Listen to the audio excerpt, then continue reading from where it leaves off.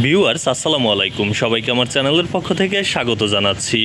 জাতীয় বিশ্ববিদ্যালয়ের অধীনে অনার্স চতুর্থ বর্ষের রাষ্ট্রবিজ্ঞান বিভাগের বাংলাদেশের স্থানীয় সরকার ও পল্লী উন্নয়ন এই বিষয়ের যে সাজেশনটি সেটি নিয়ে আজকের এই ভিডিওতে হাজির হয়েছি। এই সাজেশনটি আমি সংগ্রহ করেছি ব্যতিক্রম পাবলিকেশনস থেকে, তাদের যে অনলাইন পেজ সেখান থেকে।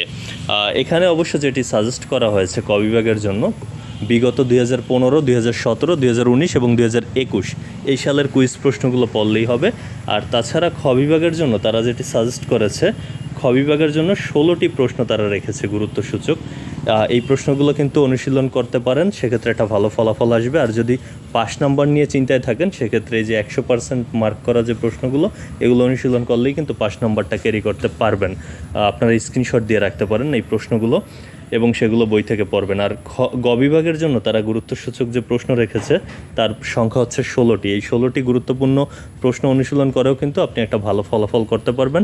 পাশাপাশি যদি 100% যে গুরুত্বসূচক প্রশ্নগুলো এগুলো অনুশীলন করে আপনি চাইলে কিন্তু পাস নাম্বারটা সংগ্রহ করতে পারবেন। যারা পাস নিয়ে টেনশনে আছেন তাদের জন্য আপনারা এই স্ক্রিন থেকে এই প্রশ্নগুলো স্ক্রিনশট দিয়ে তারপর কিন্তু ভালো অনুশীলন করে গেলেই পরীক্ষায় একটা ভালো ফলাফল করতে পারবেন। তো এই ছিল আসলে ভিডিওটি। এতক্ষণ সাথে থাকার জন্য অসংখ্য ধন্যবাদ।